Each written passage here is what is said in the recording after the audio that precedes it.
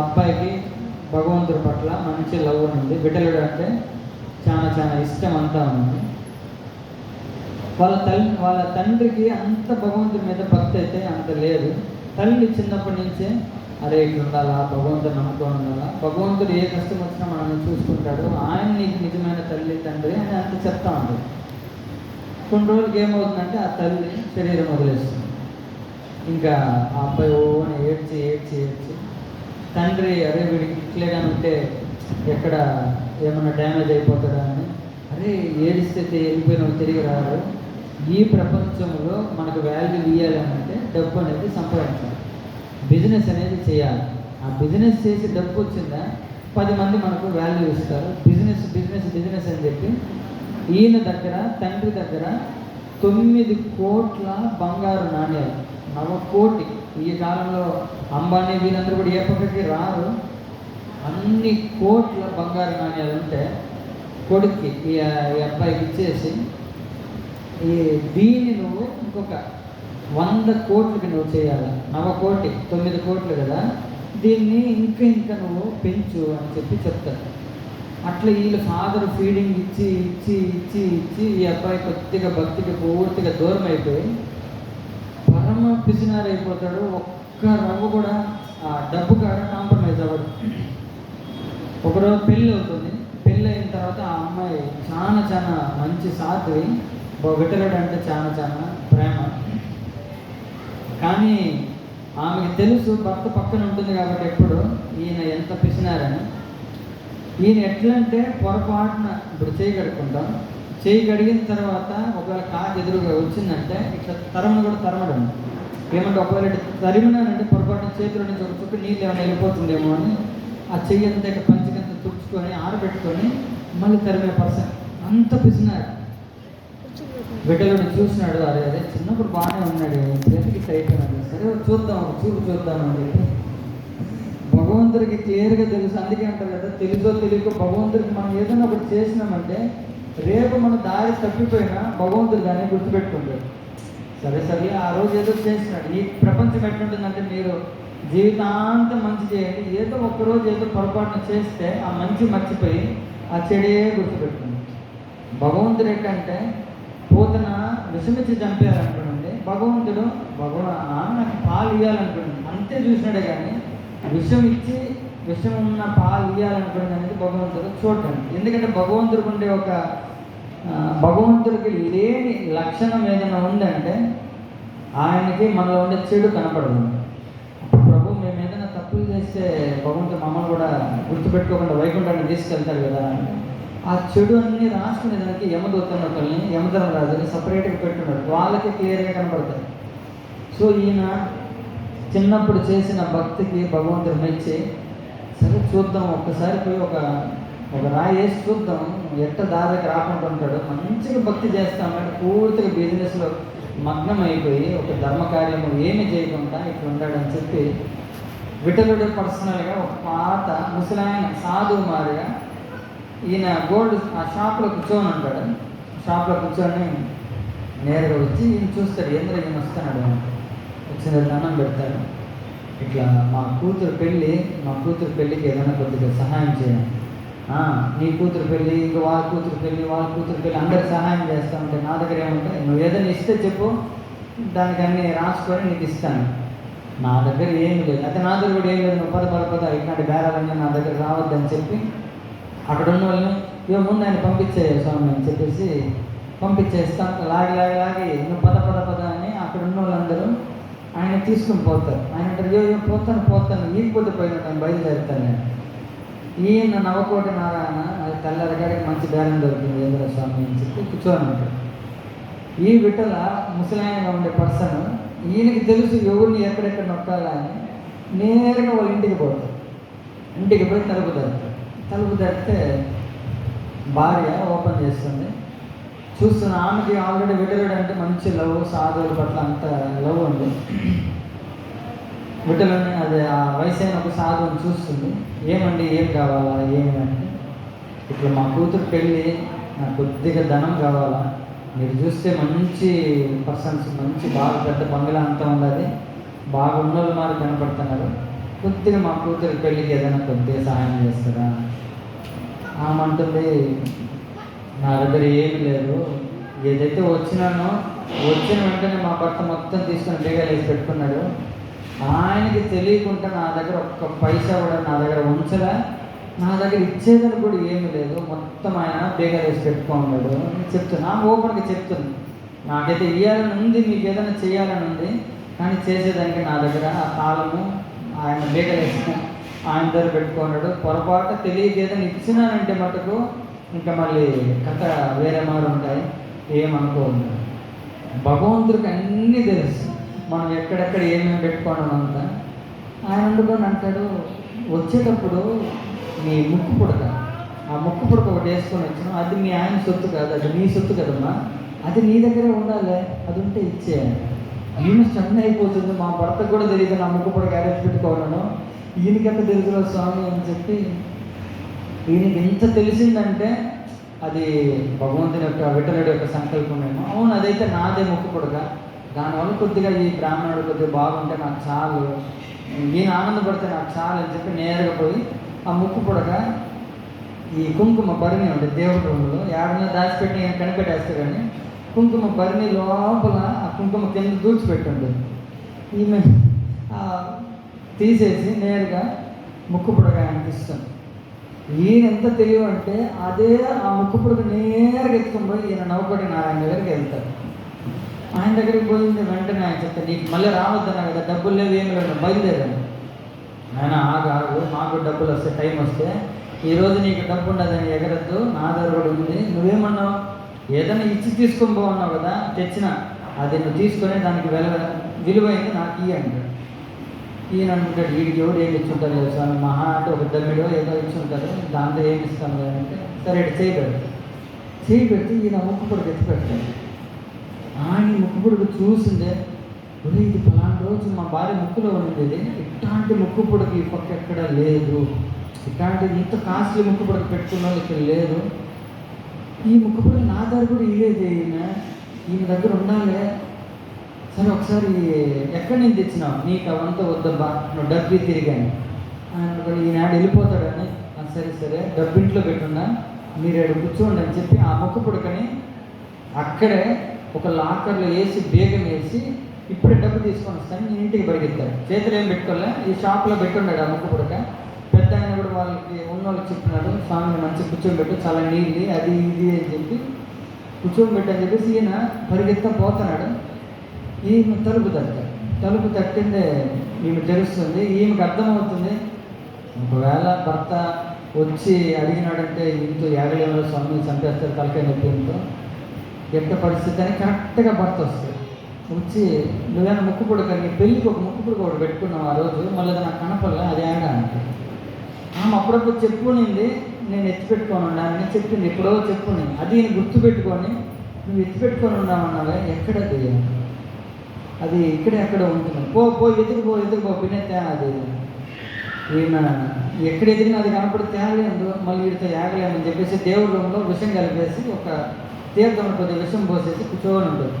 స్వామి నేను ఇంత యాగలేను, అది లేకపోతే నా తల తినేస్తాడు, దానికన్నా చచ్చిపోయేది మేలు అని చెప్పేసి ఆల్రెడీ పూజ రూమ్లో విషం కలుపుకొని పెట్టుకొని ఉన్నాను. నేరుగా పూజ రూమ్లో పోయింది, తెస్తానండి అని పూజ రూమ్లో పోయి ఆ తీర్థం ఎత్తుకొని ఇంకా జయ విట్టలా నీ ఇష్టం అని చెప్పేసి నీకోసం నేను ప్రాణం వదిలేస్తానని ఆగబోతామంటే కుంకుమ భరణి కిందకి పడుతుంది. కుంకుమ భరణి ఏందో కిందకి పడింది అని చూస్తే ముక్కు పుడక దాంట్లో ఉంది. మా గ్లాస్ పక్కన పెట్టి వచ్చిన నువ్వు ఏమన్నా చేయగలుగుతావు, నువ్వు ఒక భక్తుని కాపాడాలనుకుంటే నువ్వు ఎంతకన్నా నువ్వు ఏమన్నా చేయగలుగుతావు అని చెప్పి ఆ ముక్కు పుడక ఎత్తుకొని నేరుగా భర్తకి యుద్ధాన్ని ముక్కు పుడకని చేతికి ఇస్తాను. ఆయన సన్న అయిపోతుంది, ఇదేంటే ఇంకొకటి ఆడ నుంచి వస్తుంది, ఈ ఊరిలో ఇట్లాంటి ముక్కు పొడికి ఇంత డబ్బున్నోళ్ళు ఎవరు లేరు, అది ఇట్లాంటి ముక్కు పొడికి ఇచ్చేవాళ్ళు ఇంకెవరు లేరు, ఎక్కడ తగడక ఆ ముక్కు పొడికి ఇచ్చింది చేతులు పెట్టుకొని తప్ప పరిగెత్తా పోతాడు. షాపుకు పోయి లాకర్ ఓపెన్ చేసి ఈయన దగ్గర ఉండే బేగాలు లాకర్ ఓపెన్ చేసి లాకర్లో చూస్తే ఆ ముక్కు పొడికి కనపడదు. ఈడేమో ఈ చేతులు ఈయన ముక్కు పొడుకుంటే ఆ ముక్కు పొడికి లాకర్లో బేగం వేసింది కనపడలేదు. ఈయనకు అర్థం కాదు, ఏందిరా ఈ విచిత్రం అని నేరుగా సాధు దగ్గరికి పోతాడు. చూస్తే సాధు కనపడదు. అక్కడ ఉన్న అడుగుతారు, ఇక్కడ ముసలాయన ఉన్నాడు కదా బా ఎక్కడ అని. అట్లా పోయినాడు, మేము కూర్చోమన్నాము, అట్లా పోయినాడు అని. అట్లా పోయినాడంటే ఇంకా అక్కడ ఎత్తుక్కుంటా పోతే ఆడొక చిన్న విఠలుడి గుడి ఉంటుంది. కొంతమంది అయితే గుళ్ళోపలికి పోయినాడు అని. ఈయన గుళ్ళోకి చేతులు ముక్కు పుడకాలి పట్టుకొని గుళ్ళోపలికి పరిగెత్తుకుంటూ వస్తే ఎప్పుడైతే ఆ దేవుణ్ణి చూస్తాడు విఠలుడిని, ఆయనకి చిన్నప్పుడు తన తల్లి చెప్పిందంతా గుర్తొస్తాయి. మరి చిన్నప్పుడు ఇంత బాగున్నాను, ఇంత మంచి దేవుడు ఉన్నాడు, ఈయనకి నేను ఏ రోజు ఒకటి చేయలే, ఈయన పూర్తిగా నేను మర్చిపోయినాను. చిన్నప్పుడు మా అమ్మ నాకు ఇవన్నీ నేర్పించి పెట్టింది. ఓహో స్వామి నువ్వే వచ్చినావా అని చెప్పేసి నేరుగా పూజారి తులసి కొద్దిగా ఇస్తారు. ఆ తులసి తీసుకుంటాడు, నేరుగా ఇంటికి పోతాడు. 9 లక్షల బంగారు 9 కోట్ల బంగారు నాణ్యాలు ఆయన లాకరు అన్నిట్లో పెద్ద ఇంట్లో పెట్టుకో ఉంటాడు. ఇంటికి వస్తాడు, భార్య చూస్తుంది, ఎక్కడికి నేరుగా లాకర్ రూమ్కి పోతా ఉన్నాడు. నేరుగా పోయి తులసి అట్లే 9 కోట్ల నాణ్యాల మీద వదిలే కృష్ణార్పణం అనేసి మొత్తం ఎత్తది భగవంతుడికి ఇచ్చేసి, ఈరోజు ఈ సంపద వల్ల కదా నేను ఆ భగవంతుని నేను మర్చిపోయింది అని చెప్పి భార్య కన్నైపోతుంది. ఇది నిజమా కళ ఏంది, ఇది దేవతలు వచ్చినా కూడా చేయలేని పని, విటలా నువ్వు అనుకుంటే ఏమైనా చేయగలుగుతాం. కొన్నిసార్లు మనకు అర్థం కాదు, అటు చూడు భగవంతుడు ఇంత సంపద తీసేసినాడని. ఇది ఏమి సంపద? ఒకవేళ 9 కోట్ల బంగారు నాణ్యాలు చూద్దాం, ఈ రూమ్ అంతా పెట్టినారు అనుకుంటాం. కొద్దిగా మీరు వీధి ఉంది కదా, వీధి చివరికి పోతే ఈ బిల్డింగ్ ఒక ఇంత కనపడుతుంది. బిల్డింగే మీకు ఒక ఇంత చిన్నదిగా కనపడుతుంది. కొద్దిగా కడప బయటికి వెళ్ళి చూడండి, ఈ ఊరే ఎక్కడైతే ఏరియా ఉందో ఈ ఏరియానే ఇంత కనపడుతుంది. ఇంకొకసారి మొత్తం ఆంధ్రప్రదేశ్ నుంచి చూడండి, ఈ కడపే ఇంత చిన్నది కనపడుతుంది. భారతదేశాన్ని చూస్తే ఇంకా అసలు ఇంకా పూర్తిగా పైన చూస్తే మీ దగ్గర ఉండే ధనం అది. భగవంతుడు ఇచ్చే ధనం ఎట్లుంటుందంటే, అది మీరు రామాయణం చదివితే మీకు అర్థమవుతుంది. శబరికి దొరికిన ధనం ఆ టైంలో కొద్దిగా ఆమె కష్టపడినట్టు మనం అనుకుంటాం. ఆమె కష్టపడలేదు. తెల్లారుజామున లేయడము, మంచిగా హ్యాపీగా పోయి మంచి ఎక్కడెక్కడ పండ్లు ఉన్నాయి మంచి పండ్లు తీసుకొని వస్తాను, తృప్తిగా తింటాను. రాముడు వస్తాడని ఎదురు చూస్తాడు. ఏం కష్టపడిందాను? భక్తి అనేది చాలా చాలా సులువు. మనము దాన్ని అదే కాంప్లికేటెడ్, ఇది కష్టము అని మనం బిగించుకుంటాము. కష్టమైంది మనం అది కష్టమే కాదన్నట్టు మంచిగా లాగుతాము, తింటాము. ఇది తింటున్నాం అంటే గుర్తుపెట్టుకోండి, రేపు మనం తినేది కన్ఫర్మ్. అందుకని యమస్య కరుణం నాస్తి. ఆ టైం వచ్చినప్పుడు మా బంధువులండి కొన్ని రోజులు మా పిల్లలకి ఇంకా పెళ్లి చేయాలా, లేదా ఇప్పుడే బిజినెస్ పెట్టినా, అది ఎన్ని మాటలు చెప్పినా టైం అయితే వాళ్ళు లాక్కొని వెళ్ళిపోతారు. వాళ్ళు వినేది ఒకే ఒక్కటి మాట, లోపల కట్టం లోపల ఉంటారు కదా, వీళ్ళు ఒక్కడి మాట తప్ప ఇంకా ఏ రికమెండేషన్ వాళ్ళ దగ్గర పనిచేయదు. సో అందుకని జాగ్రత్తగా ఉండండి, సింపుల్గా భగవంతుడిని తలుచుకోండి అంతే, ఇంకేం నేనేం చెప్పడం లేదు. మాంసాన్ని మటుకు నిలిపిపెట్టండి, లేకపోతే అదే మీకు రేపు ఉరితాడవుతుంది. జాగ్రత్త. సో ఈయన ఎప్పుడైతే ఆ తులసి అనేది వేసేసి భార్యకు అర్థం కాలే, భార్య ఆయన మొహమే చూస్తాను, ఇది మా ఆయన దూరం వచ్చినాడా లేదు ఏదో ఇది. ఆయన భార్యని నేరే కూర్చొని పెట్టి నేరే పాదాలు మొక్కుంటున్నాడు. దీనికి అర్థం కాలే, నా పాదాలు ఎందుకు పట్టుకుంటున్నారు? నువ్వే నాకు గురువు, నీ వల్ల నేను నీ యొక్క భక్తి వల్ల ఆ భగవంతుడు ఈ రూపంలో వచ్చి నన్ను ఉద్ధరించినాడు, నాకు ఒక బుద్ధి చెప్పినాడు అని చెప్పి, ఇంకా ఇల్లు వద్దు ఈ చోటు కూడా వద్దు అని చెప్పేసి నేరుగా వ్యాస తీర్థాన్ని గొప్ప ఆచార్య ఆయన దగ్గరికి వెళ్ళి ఆయన దగ్గర దీక్ష తీసుకుంటారు. దీక్ష తీసుకున్నప్పుడు ఇచ్చిన పేరు పురంధరదాస. ఈ నవకోటి నారాయణకి వ్యాస తీర్థులు దీక్ష ఇచ్చిన తర్వాత ఇచ్చిన పేరు పురంధరదాస. ఆయనకి దీక్ష ఇచ్చి, మనకంటే దీక్ష తర్వాత 16 రోజులు జపం చేయంటారు. ఆయనకి దీక్ష ఇచ్చి నువ్వు 24 గంటలు భగవంతుడి గురించి పాడుతూ ఉండు చాలు. ఈయన పాడుతూ ఉన్నాడు. పురంధరదాస ఈ నవకోటి నారాయణ మన శ్రీకృష్ణ దేవరాయలు క్లోజ్ ఫ్రెండ్స్. మన తిరుమల అంతా కట్టిన మన శ్రీకృష్ణ దేవరాయలు ఉన్నారు, చంద్రగిరి కోట. ఈయన ఈ నవకోటి నారాయణ మంచి ఫ్రెండ్స్. ఒకరోజు శ్రీకృష్ణదేవరాయలు వాళ్ళ పర్సన్కి చెప్తాడు, నవకోటి నారాయణ దగ్గర పోయేసి వద్దాము, కొన్ని నాణ్యాలు బంగారు కొన్ని రత్నాలు అన్నీ కావాలా, ఆయన దగ్గర అయితే స్టాక్ బాగుంటాయి, క్వాలిటీ ఉంటాయి, పోయి కొనుక్కొని వద్దాం అన్నమాట. వాళ్ళు అంటారు, లేదు లేదు రాజా, ఆయన పూర్తిగా మారిపోయినాడు, ఇప్పుడు మొత్తం డబ్బంతా అన్నీ తులసి దేవుడికి వేసేసాడు. ఆడికే గుండెపోటు వచ్చేసింది శ్రీకృష్ణదేవరాయలు. ఆయన వదిలినాడా? ఇంత డబ్బు ఆయన ఇచ్చినాడా? ఏమంటే ఎప్పుడైనా శ్రీకృష్ణదేవరాయ ఇట్లా రత్నాలు ఇవన్నీ కొనేదానికి వెళ్తే కూర్చోమని చెప్పడం, మొత్తం రాసుకుంటాడు ఏమేమి కావాలా అంతా అని. అప్పుడు నీళ్ళు లేదా ఏదైనా కొద్దిగా పెడతారు కదా, స్నాక్స్ పెడతారు. ఈయన ఏమేమి అడిగినాడో అంత వెళ్ళిపోయేటప్పుడు బిల్లు ఎట్టిస్తాడంటే, ఇన్ని వజ్రాలు, ఇన్ని వైడూర్యాలు, ఇన్ని ముత్యాలు, ఒక గ్లాస్ నీళ్ళు, ఇన్ని అప్పలాలు, దీనికి కూడా రాసి పెడతారు. రాసి పెట్టి బిల్లు ఇస్తారు. అందరూ శ్రీకృష్ణదేవరాయలు ఆడికి గుండెపోటు వచ్చినట్టు అయింది. ఆయన ఆఖరికి ఒక గ్లాస్ నీళ్ళు తాగినా కూడా, ఒక గ్లాస్ నీళ్ళు తాగినామని బిల్లు రసీదు ఇచ్చే పర్సన్ 9 కోట్ల బంగారు నాణ్యాలు ఇచ్చేసి ఇప్పుడైతే పాటలు పాడతాడంటే నాకేమైనా పిచ్చి అనుకున్నావు నమ్మేదానికి. లేదు లేదు రాజా, నిజంగా చెప్తాను. సరే నేరుగా పోయి చూస్తాడు. చూస్తే ఆయన వ్యాస తీర్థ కింద పురంధరదాస తన భార్య ఇద్దరు కూర్చొని మంచిగా భజన చేసుకుంటారు.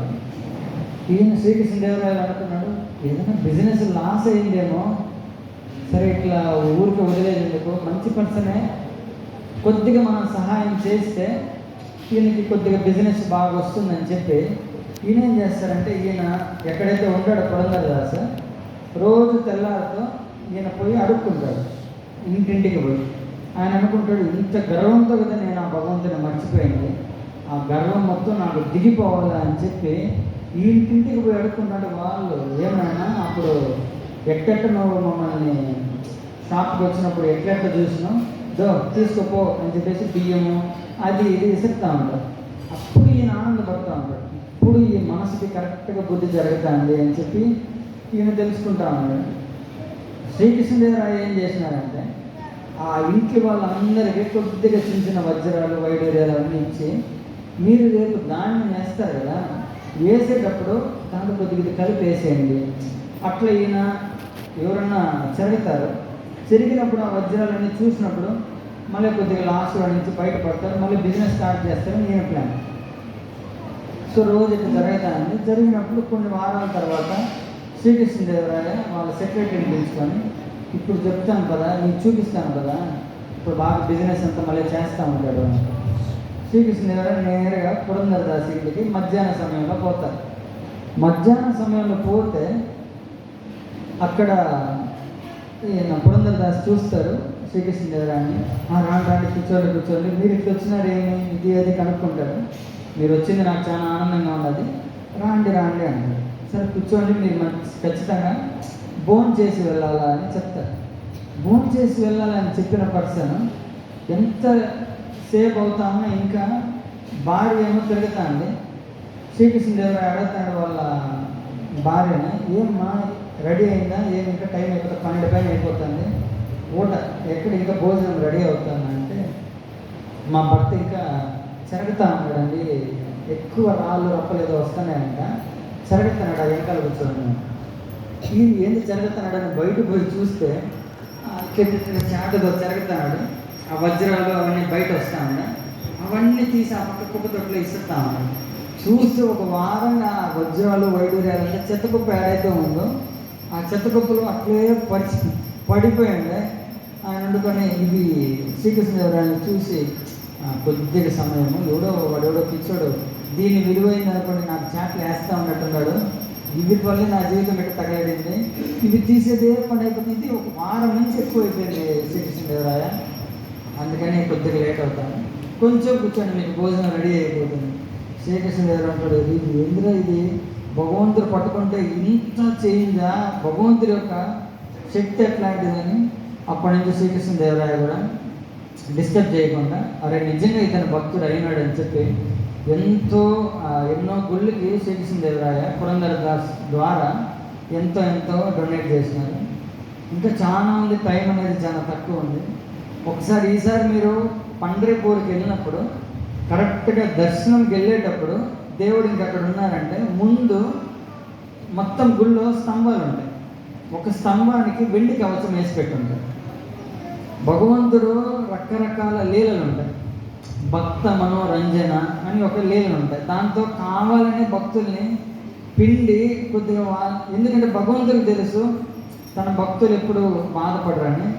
ఆ లీలల ద్వారా మనకు కొద్దిగా ఆనందం నీయడానికి భగవంతుడు కొన్నిసార్లు కొన్ని విచిత్ర లీలలు చేస్తారు. ఎట్లయితే గడ్డం పాలు కొట్టుకున్నాడు, ఏం వెంకటేశ్వర స్వామి పగలు కొట్టుకోవాల్సిన పనిలే, జస్ట్ అనంతాల వారి దగ్గరికి పోయి వెంకటేశ్వర స్వామి అవతారం చూపించాడంటే చాలు ఆడికి సాటిస్ఫై అయిపోతాడు. కానీ తన భక్తులు ఈ లీలలు విన్నప్పుడు వాళ్ళకి ఆనందం అనేది రావాలి కాబట్టి భగవంతుని గడ్డం పాలు కొట్టుకోవడము, యశోద దగ్గర కట్టెబలు తినడము, ఇట్లా జరుగుతాం. లీలలు భగవంతుడు మన కోసం చేస్తాడు. అదే మరి ఈయన పురంధరదాస దగ్గర 90 సంవత్సరాల వయసు, 90 పైబడిన వయసు అయింది. ఈయనకి ఒక అసిస్టెంట్ ఉంటాడు, పురంధరదాస్కి ఒక అసిస్టెంట్. ఒకరోజు ఎప్పుడైనా భక్తుడు అంటే మీరు భగవంతుడికి నచ్చినట్టు నడుచుకుంటున్నారు అంటే ఖచ్చితంగా అసూయ చూపించే వాళ్ళు చుట్టూరు ఖచ్చితంగా ఉంటారు. మనకు తెలుసా భక్తి చేయడం, వీళ్ళే పెద్ద భక్తి చేస్తా ఉన్నట్టు రోజు సంచి ఒకటి ఎత్తుకొని ఇటు చేస్తా పోతున్నారు, ఇటు అనే వాళ్ళు ఖచ్చితంగా ఉంటారు. మాకు తెలుసు, ఇది తెలుసు. మీరు మీ పని మనం చేస్తూ ఉంటే చాలు, వాళ్ళ పని భగవంతుడు చూసుకుంటాడు. సో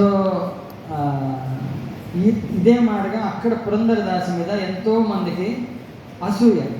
అరే ఈయన ఎంతో పెద్ద భక్తుడు అన్నట్టు ఫీలింగు, ఈయన వచ్చినాడంటే పెద్ద పెద్ద రాజుల వాళ్ళందరూ ఇట దండం పెడతా ఉన్నారు, మనకు దగ్గర దండం పెట్టాలా, మనం చూడు ఎంత సీనియరు, ఈయనకి ఎంత దండం పెడతాను, ఈయన ఒక టిక్ అని కొట్టుకొని పాటలు పాడుతూ ఉంటాడు, తుంబూరులో పెట్టుకొని పాటలు పాడుతూ ఉంటాడు.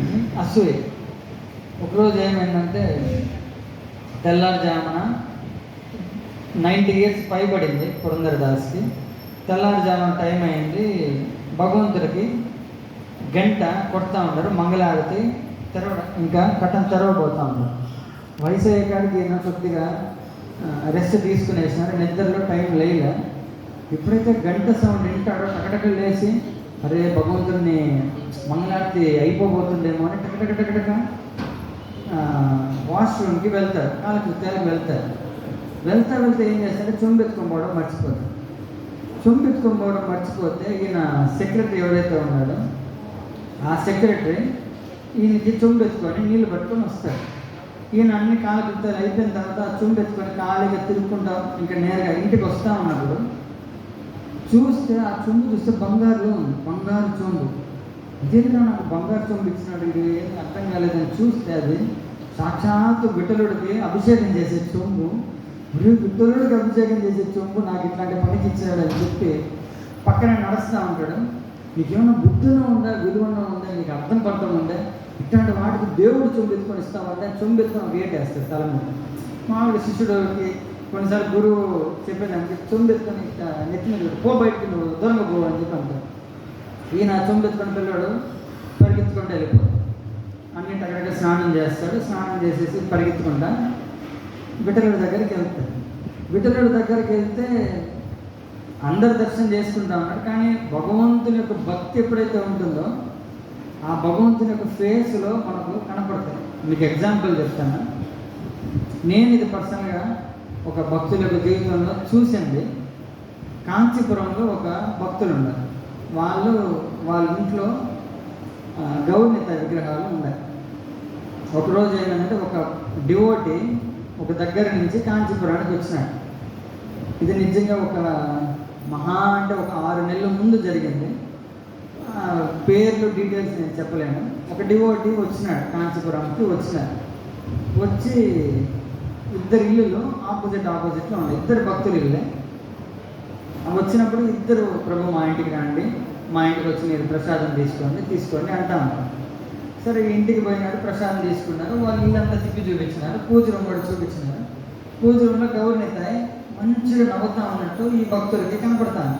ఆ భక్తులు చెప్తా ఉన్నాడు, చూడు ఎంత బాగున్నారు గౌరనితాయి ఇట్లా అని. సరే ఆ పక్కింటి వాళ్ళు కూడా పిలిచినారు. ఆ పక్కింటి భక్తుల ఇంటికి కూడా పోతే వాళ్ళు కూడా మంచిగా ప్రసాదం అంతా కొద్దిగా పెట్టినారు. అంతా చూసుకున్న తర్వాత ఇల్లు చూపిస్తూ ఉన్నప్పుడు దేవుడి రూమ్కి తీసుకుని పోయినారు. దేవుడి రూమ్లో ఇదే మరి గౌరనిత అక్కడ ఉండారు.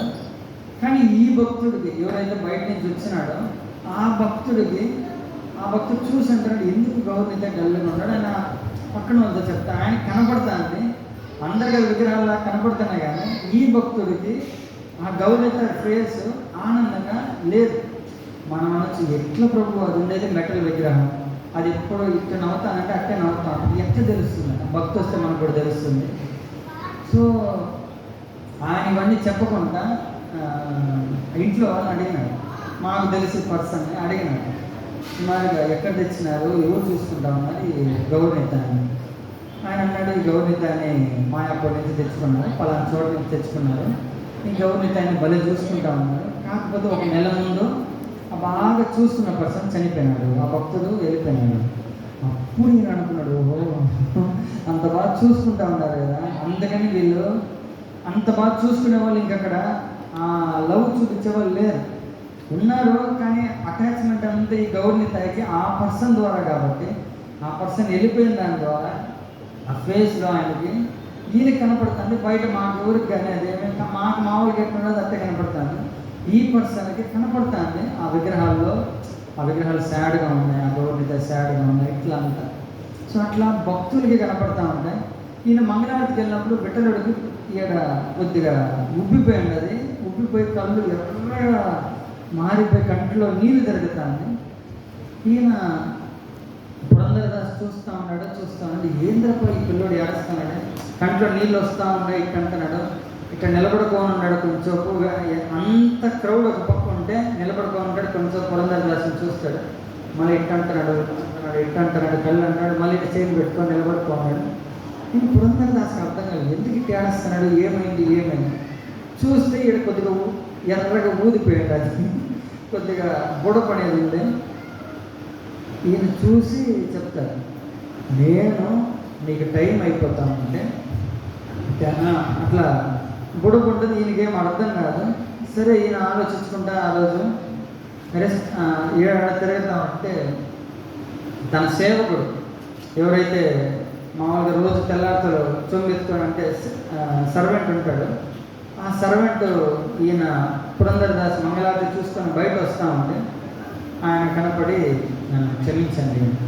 పురంధరదాస్ అంటే, అరే అట్లా కాదు, అది భగవంతుని యొక్క చొంగు, అది ఎక్కడికి ఎత్తుకొని రావాలో ఎంత మాత్రం నీకు తెలియదా, ఎత్తికేట్ తెలియదు. ఆయన అంటాడు, చొంబు ఏంటి, ఎత్తుకొని రావడం ఏంటి అని. తెల్లారి నేను వాష్రూమ్కి పోయినప్పుడు ఆ చొంబు ఎత్తుకొని వచ్చిన బంగారు చొంబు, దాన్ని కొట్టిందానికే కదా నువ్వు సారీ అడుగుతాను, నన్ను ఆడికి కొట్టినారు, నేను ఆడికి వచ్చినాను.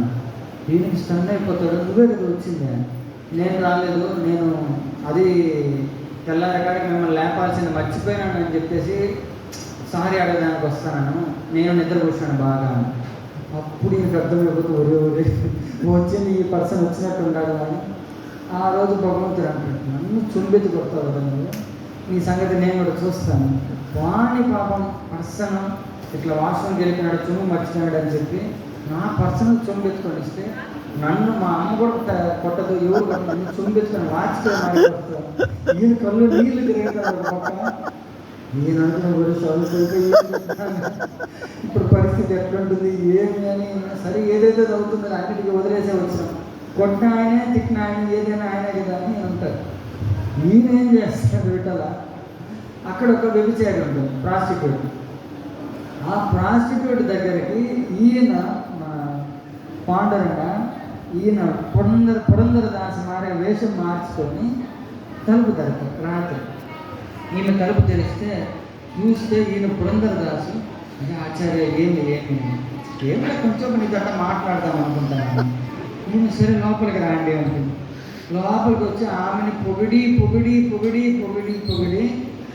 అట్లే ఆడి పాడి అన్నీ చేసి దగ్గరికి పోవడం. కానీ ఒక ఆచార్యగా ఉండి ఊరికట మాట్లాడటమే అది మొత్తం ఊరంతా అదిరిచ్చేస్తుంది. అట్లాంటిది రాత్రిలో కొంచెం పోయి మాట్లాడి అంత ఆరోగ్యం బాగుంది, అంత ఇది హెల్త్ బాగుంది, వ్యాపారం అంటే జరుగుతుంది. ఇది ఆమె స్టండ్కి వచ్చింది, ఇది పురంధరదాస, ఇది ఎవరైనా ఆయన నా ఇంటికే రాడే, ఇదేదో రెండు మాట్లాడుతున్నాడు అని చెప్పి కొద్దిగా డ్యాన్స్ వేసి అన్నీ చేసి, నీ వల్ల నేను చాలా, నువ్వు నాకు భలే మంచిగా మాట్లాడినాను, భలే హ్యాపీ చేసినావు, ఇద్దరు తీసుకొని ఒక కంకణం ఆమెకి ఇచ్చి పెట్టి, ఇంకో కంకణం కూడా ఉంది ఇంట్లో ఎత్తిపెట్టున్నా, రేపు తెస్తానని చెప్పేసి ఒక కంకణం ఇచ్చేసి ఈయన వెళ్ళిపోతాడు.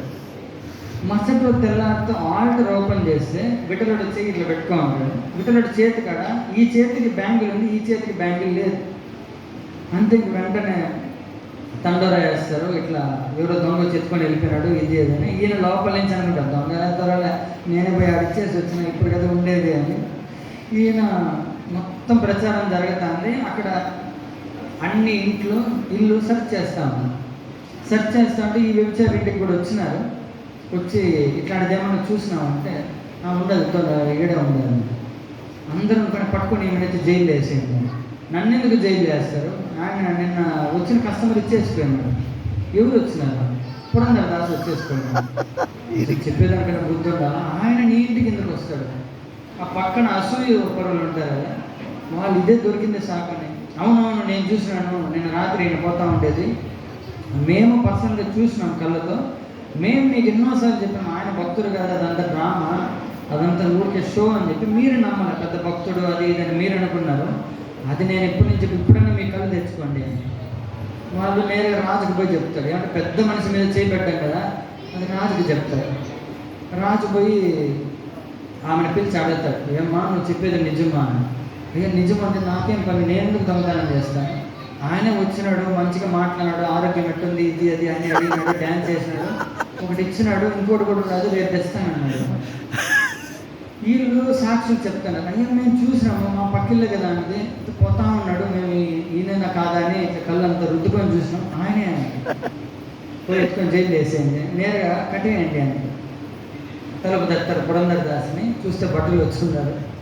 నేరుగా మీరు రాండి, మీరు దొంగతనం చేసినారు కదా భగవంతుని యొక్క, ఈమె కూడా వెనకాల ఉండాలి.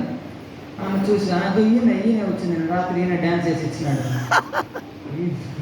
ఈ పర్సన్ అనుకుంటారు, ఓ కృష్ణ నువ్వు చేసే పని నేను ఎందుకు పోతాను, ఇప్పుడు నేను చెప్పినా ఎవరు నమ్మడు. ఎందుకంటే నువ్వు కానీ ఒక లీల చేసినావంటే దాన్ని డూప్ అని ప్రూవ్ చేయడం అది ఇంపాసిబుల్, అది అవ్వదు. నేను ఎక్కడ నడుస్తాను, నేను ఏం చేస్తాను, నువ్వు అట్టే పోయి ఉండు. చెంబుతో కొట్టిన దానికి నువ్వు ఇటు గుర్తుపెట్టుకోండవా, నాకు తెలియదురా స్వామి అది నువ్వు అని, నేనేదో నా శిష్యుడు అనుకున్నాను. వీళ్ళు అదా పోవాల్సిందే అని నేరుగా తీసుకొని పోయి ఈ చుట్టూ అసూయ పరులు వాళ్ళందరూ టాంటం చేస్తున్నారు. ఇట్లా చూడు, ఇన్ని రోజులు పెద్ద సాధు అనుకున్నారు కదా, వాడు ఆడిన ఆటలు చూడు, ఇప్పటికన్నా కళ్ళు తెచ్చుకోవాలి. ఈయన లాక్కుపోతుంటే ఊరు ఈయన చూసేదానికి ఏం చేస్తారని నేరుగా విఠలుడి టెంపుల్లో ఆ వెండి కవచం ఏదైతే వేసి పెట్టుకున్నారో దానికి వేసి కట్టేసి ఆ జాటి ఇచ్చి కొట్టాలి, దెబ్బలు కొట్టమంటారు. కొట్టాలంటే ఎవరు కొట్టేదానికి ముందుకు రావడంలా, అప్పుడు ఆ కొట్టే వాళ్ళ దగ్గర నుంచి జాటి తీసుకొని ఈ కుళ్ళు ఉంటారు సార్ కొంతమందికి, వాళ్ళు మీకు వాడిని కొట్టేదానికి మీకు బుద్ధి రావడంలా, నేను కొడతాను జాటి అని చెప్పి ఇంకా కొట్టేదానికి రెడీ చేస్తా ఉన్నారు. ఈయన పురంధర్ దాస్ అంటాడు, కోపం వచ్చి ఎంతసేపు కొద్దిగా ఓర్చుకొని ఆయన వల్ల కాల విఠలను చూసి చెప్తాడు, ఏమియా నీకెందుకు అంత కోపము, నువ్వేం పెద్ద కింగ్ అనుకుంటున్నావు, నువ్వు అవసరమే లేదు పోయా నువ్వు. ఏమంటే విఠలుడు చెప్తాడు, ఎంత కష్టపడి మీలాంటి అనాథలందరినీ నేను చూసుకుంటామంటే నన్ను చొంబెత్తుకుని కొడతాను నువ్వు. ఈయన కోపం చెప్తాను, ఎవడి అనాథ, నువ్వు అనాథ, మేం కాదు అనాథ, నన్ను అడుగు మీ తల్లిదండ్రులు ఎవరండి, నిన్ను చూపిస్తా, రుక్మిణిని చూపిస్తా, నీకు నేను అడుగుతా మీ అమ్మ నన్ను చూపించొద్దాం, నువ్వే అనాథ, నీకు మంచిగా ఆడుకోవాలి పాడాలంటే పిల్లలు ఎవరున్నారు చెప్పు, ఎవరులే నీకు పిల్లలు.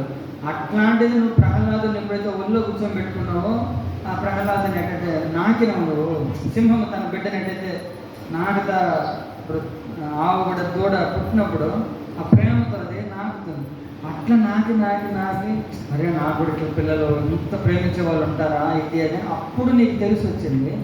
మేము కష్టపడి జీవితాంతం తిరగతామంటే ఏదో నువ్వు కక్ష పెట్టుకుంటావు, అసలు నువ్వు నాకు అక్కరే లేదు, నువ్వు అసలు నథింగ్, నువ్వు ఏమి ద్రౌపదిని నువ్వు కాపాడలే, నీ పేరు కాపాడింది.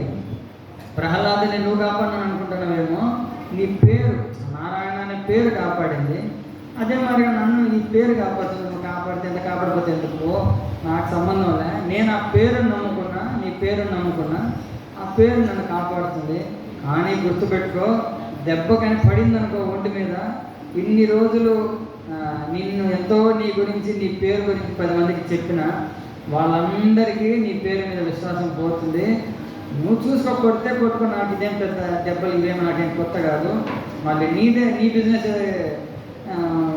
ఎగిరిపోతుంది, కొద్దిగా నువ్వు చూసుకో అని చెప్తా ఉంటే వీళ్ళు జాటి తీసి ఇసిరినప్పుడు ఎప్పుడైతే కృష్ణుడు అర్జునుడి కోసం ఆ రథం యొక్క గుర్రాల యొక్క కళ్ళెం పట్టుకున్న కృష్ణుడు ఇట్లా జాటి అన్నప్పుడు అట్లే బిడ్డలు వెనకాల చెట్ట గట్టి పట్టి పెట్టేస్తాడు. ఇంతవరకు అంటే భగవంతుడు తన భక్తుల మీద ఆయన చొంబెత్తి కొట్టించుకుంటాడు, కావాలంటే ఆయన 2 కొట్టాడే కానీ ఇంకా మిగతా వాళ్ళని తన భక్తులని టచ్ చేయలేడు. సో అట్లా భక్త వత్సల అంటారు భగవంతుని. వత్స అంటే మన బిడ్డలు మరి భగవంతుడికి తన భక్తులు తన లైఫ్. లక్ష్మీదేవి అంటుందంట, ఎప్పుడన్నా మీకు లక్ష్మీదేవి కనపడితే మీరు కూడా అడగచ్చు. లక్ష్మీదేవి చెప్తుంది, నరసింహ పురాణంలో వస్తుంది, యాక్చువల్గా అందరూ అనుకుంటారు భగవంతుడికి నేనంటే చాలా ఇష్టమని, కానీ నేనంటే కూడా ఆయనకు అంత ఇష్టమని నాకు తెలియదు. కానీ ఒకటైతే నాకు తెలుసు, తన భక్తులంటే ఆ స్వామికి ప్రాణం. సో భక్తుడు అయ్యేదానికి మనకు భగవంతుడు ఇంత అవకాశం ఇస్తాడంటే తన ప్రాణాన్ని ఎత్తి మన మీద పెట్టినాడు. అంత మంచి దేవుడు ఉన్నప్పుడు చికెన్ నిలిపితే నాకేమైపోతుందో అనే బాధ ఎందుకు? చికెన్ నిలిపితే మా బంధువులు ఏమనుకుంటారో, లేదా మీ బంధువులే మీకు ముఖ్యమంటే లెటర్ తీసుకోండి, అయ్యా నేను ఫలానా ఆయన నా వల్ల ఈయన చికెన్ తింటాంది, యమదూతలు మీరు రావద్దు, నా దగ్గరికి రాండి అని లెటర్ తీసుకోండి. రేపు మీకు యమదూతలు వచ్చినప్పుడు ఆ లెటర్ చూపించండి, వాళ్ళు చూసుకుని వద్దు వద్దని చెప్పేసి వాళ్ళు వెళ్ళిపోతే మీ అదృష్టం. వాళ్ళు కానీ పోలేదనంటే రేపు ఎవరు మీరు శరీరం ఒక్కసారి వదిలితే ఈ ప్రపంచానికి మీకు సంబంధం అనేది ఉండదు. కానీ ఒకరితో సంబంధం ఉంటుంది, ఈ భగవంతుడు అప్పుడు కూడా మనతో బాగుంటాడు. అట్లాంటి భగవంతుడి కోసం ఈ లైఫ్లో మనం ఏం చేయకపోతే నిజంగా మన లైఫ్ అనేది వేస్ట్. మీరు పోయి హనుమంతుడు ఎప్పుడు కొట్లాడుతూ ఉంటాడంట, రాముల వారి సేవ అంత ఈజీగా ఆయన ఎవరికి ఈడు. ఈరోజు మీరు ఒక చీరో జాకెటో ఒక పంచో ఏదైనా ఎత్తుకొని పోయి అయోధ్యలో రాముల వారికి ఇవ్వాలని అంటే కుదరదు. అక్కడ ఎట్లాంటి భక్తులు ఉంటారో, విభీషణుడు, రకరకాల పర్సన్స్, ఆడ మనకు సేవ చేసేదానికి అంత రాదు. అదే ఇప్పుడు మీరు ఎత్తుకున్న ఒంటిమెట్టులో ఇయ్యచ్చు, మంచిగా భగవంతుడు తీసుకుంటాడు. ఆడ ఉండేది సీతారామ లక్ష్మణ స్వామి హనుమంతులు వారు ఉండాలి, మనకు కనపలే అంతే. ఇంకా మాతాజీలో టైలరింగ్ ఏదైనా తెలుసుంటారు, వాళ్ళు మంచిగా జగన్నాథ స్వామి ఉండరు, జగన్నాథుడికి మీకు తెలిసినట్టు డ్రెస్ కుట్టించి ఇవ్వచ్చు, 1 సంవత్సరం తర్వాత కూడా కుట్టించి ఇవ్వండి, మంచిగా వేసుకుంటారు. గౌరీతాయి ఉండరు, వీళ్ళంతా చిన్న వాళ్ళే.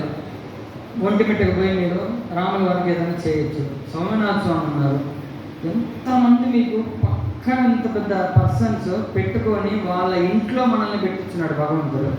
ఇంత మనకు అవకాశము ఇంకొచ్చే జన్మలో వస్తుందా అని మీరే ఒకసారి ఆలోచించుకోండి.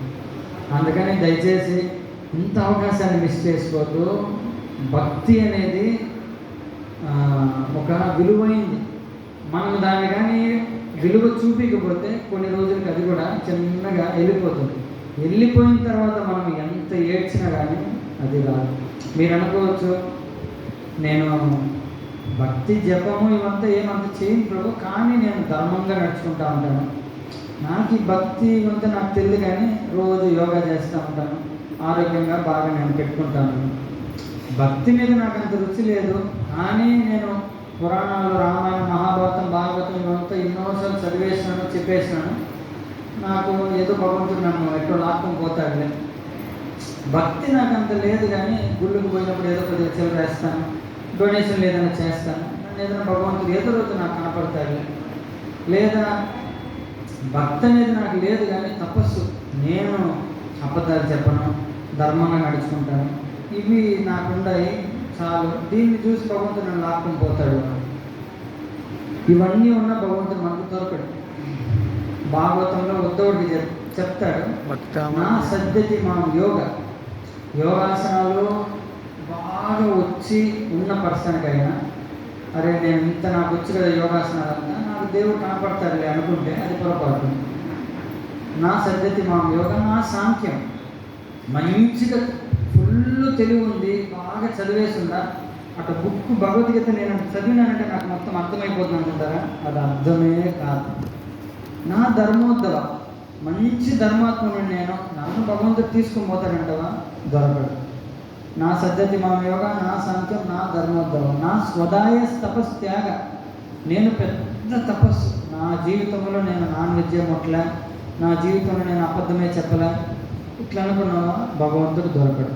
నా తపస్సు త్యాగ, మా ఇంటికి వచ్చి చెయ్యి పెడితే నేను వాడికి ఏమి ఇవ్వకుండా ఏది ఉట్టి చేతులతో నేను పంపలేదు, ఏదో ఒకటి నా ధర్మం నేను చేస్తా ఉన్నాను, నన్ను భగవంతుడు తీసుకొని పోతాడు.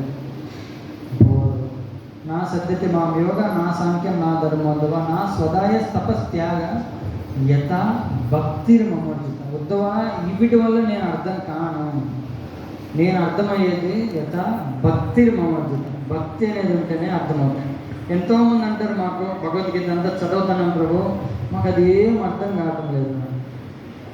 భగవద్గీతలో ఒక శ్లోకం ఉంది, రాజ విద్య రాజ గుహ్యం, రహస్యాలకల్లా అతి పెద్ద రహస్యం అని చెప్పబడింది. ఇప్పుడు సర్కస్లు జరుగుతూ ఉంటాయి. టికెట్ 10 రూపాయలు కొనుక్కొని పోతారు, 10 రూపాయలు, 20 రూపాయలు, 100 రూపాయల వరకు ఉంటే టికెట్ కొనుక్కొని పోతారు. కొనుక్కొని పోయిన తర్వాత అక్కడ మేము ముందరే మ్యాజిక్లు చేస్తూ ఉంటారు. ఏముండదు, చేతిలో ఇట్లాంటి పావురం వస్తాయి, నోట్లో నుంచి పేపర్లు తీస్తూ ఉంటారు, పేపర్లు తీసుకొని డబ్బు మారుస్తూ ఉంటారు. మీరు 100 రూపాయల టికెట్ తీసుకుని పోయి ఉంటారు. అంత అయిన తర్వాత ఆ మెజిషియన్ దగ్గరికి పోయి ఒక 100 రూపాయలు ఆయన చేతిలో పెట్టి, నువ్వు ఆ తెల్ల కాగితాలని డబ్బెట్టు చేసిన చెప్పు అంటే, నువ్వు ఆ 100 రూపాయలు నువ్వే పెట్టుకుని నేను చెప్పనండి. ఏమంటే అది చెప్పినానంటే ఈడు అది నేర్చుకునేనాడంటే నా ఉపాధి ఎగిరిపోతుందని చెప్పడు. అదే మెజిషియన్ ఇంటికి పోయి తన కొడుక్కి ఫోర్స్ఫుల్గా చెప్తాడు, ఒరే ఈ ట్రిక్ నేర్చుకోవడం, రేపు ఏదైనా సంపాదించుకోవచ్చు, నేర్చుకోండి. మీరు అడిగితే చెప్పడు. కొడుక్కి తన పిల్లలకి మటుకు ఆ ట్రిక్ వాళ్ళు నేర్చుకోము అన్నా కూడా అది నేర్పించేదానికి ప్రయత్నిస్తాడు. ఎందుకు? అది తన యొక్క సొత్తు కాబట్టి, తన ప్రాపర్టీ కాబట్టి. అదే మాదిరిగా ఇక్కడ రాజ విద్య రాజ గుహ్యం, భగవద్గీత రహస్యాలకల్లా అతిపెద్ద రహస్యం. ఎప్పుడు ఈ రహస్యం బయటపడుతుందంటే, ఎప్పుడైతే మనం దేవుడిని, అది మన దేవుడు, అది మా నాన్న అని మనం ఎప్పుడు అనుకుంటామో, నా తల్లి నా తండ్రిని ఎప్పుడైతే అనుకుంటామో, అప్పుడు భగవంతుడు కూడా మనం తన బిడ్డ అనుకొని రివీల్ చేస్తాడు. లేదు ఏదో దేవుడికి వచ్చామా, కన్నామా, టెంక కొట్టామా, స్వామి ఎప్పుడు స్వామి ఎప్పుడు ఎప్పుడు ఎప్పుడు ఇకంటే అంటే భగవంతుడు అక్కడి వరకే చూసుకుంటాడు. కానీ ఈ లాక్ అనేది ఓపెన్ చేయడు.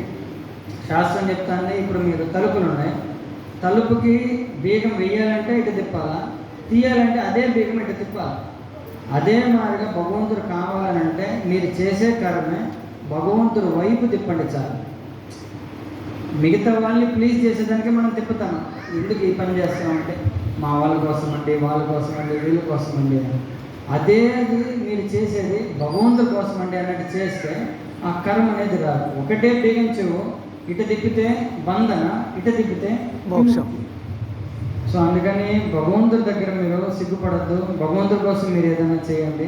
పెద్దవి పర్వతాలు ఎత్తుకుని రమ్మని చెప్తాం కదా, మీ ఇంట్లో తులసి ఉంటే తులసి కోసి భగవంతుడికి పెట్టండి. శాస్త్రం చెప్తాంది, తులసిదళ మాత్రేనా జలస్య చులుకేనవా విక్రీణితే స్వ ఆత్మానం భక్తిభ్యో భక్తవత్సల. మీ జీవితం మొత్తం ప్రతిరోజు భగవంతుడికి తులసిగానే మీరు అర్పిస్తే మీ టికెట్ కన్ఫర్మ్. మాంసం ఆపేసి శాస్త్రం చెప్తాంది, విక్రీణితే అంటే అమ్ముకుపోవడం, అమ్మడం. ఎవరైతే నాకు తులసి పెడతారో ఆ పర్సన్కి నేను అమ్ముడు పోతానని భగవంతుడు చెప్తా ఉన్నాడు. ఆ తులసి మీ ఇంటి పక్కనే, మీ ఇంట్లో ఎంతో ఉంటాయి. జస్ట్ ఒక ఆకు కోసి భగవంతుడి పాదాల కాడ పెట్టినారంటే చాలు. ఎంత ఫలితము, ఎంత కర్మ మీకు తగ్గుతుందో అది ఆ భగవంతుడికే తెలుసు. అండ్ అన్నమాచార్య ఎన్నోసార్లు కీర్తనలు అన్నారు, శ్రీహరిదాసులు చెడరండి. భగవంతుని నమ్ముకున్నాడు ఎప్పుడు చెడిపోడు. సో అందుకని ఆ భయం అనేది మీరు పెట్టుకోవద్దు. ధైర్యంగా భగవంతుని మీద నమ్మకం పెట్టుకోండి. ఇంక లేదా ఒకసారి ఇంటికి వెళ్ళి మీరు ఆలోచించుకోండి, ఎవరైనా భగవంతుని నమ్మి చెడిపోయిన వాళ్ళు ఎవరైనా ఉంటే మీరు చూసుకోండి. అట్లాంటి వాళ్ళు మీరు ఎతికినా కూడా మీకు దొరకదు. సో అట్లాంటి భగవంతుడి కోసం ధైర్యంగా స్టెప్ అనేది తీసుకోండి. అది భగవంతుడికి మిమ్మల్ని దగ్గర చేస్తుంది. లేకపోతే యముడికి మనకు దగ్గర అవుతాయి. మీకు యమధర్మరాజు సంబంధం కావాలా, ఈ పర్సన్తో సంబంధం కావాలా, ఆప్షన్ మీకు వదిలేస్తారు. భగవంతుడు ఎప్పుడు కానీ ఫోర్స్ చేయడు. అందుకని దయచేసి ఆ ఒక్కటి వదలండి. ఎన్ని ఉన్నాయి, పన్నీర్ బటర్ మసాలా తినండి, బటర్ నాన్లు తినండి, పిజ్జాలు తినండి, ఎన్నో పెట్టున్నాడు భగవంతుడు. మంచిగా సంగటి అవి ఇవి ఎన్ని ఉన్నాయి. ఇన్ని పెట్టి ఆ ఒక్కదాన్ని వదలకపోతే మీరు చాలామంది అంటారు, ప్రభు మేము ఏం చేసామో అర్థం కాలేదు, ఒకటే టెన్షన్. మీరు ఎవరన్నా ప్రశాంతత కావాలంటే ఎక్కడికి పోతారు? పార్క్కి పోతారు. పార్కుకో గుడికో ఇట్లాంటి దానికి పోతారు. ఎవరైనా ప్రశాంతత కావాలని చెప్పి శ్మశానంలో పోయి కూర్చుంటారా? ఏమన్నా అక్కడైనా పోయి కూర్చున్నామంటే ఆ సత్యకరణ ఆత్మలన్నీ తిరుగుతూ ఉంటాయి, ఆడే ప్రశాంతత వస్తున్నాయి. ఎందుకంటే ఆ చనిపోయినవన్నీ ఆడ పూడ్చిపెట్టున్నారు. అదే చనిపోయిన శవాన్ని మన కడుపులో వేస్తే మనకు ప్రశాంతత యానించి వస్తాయి.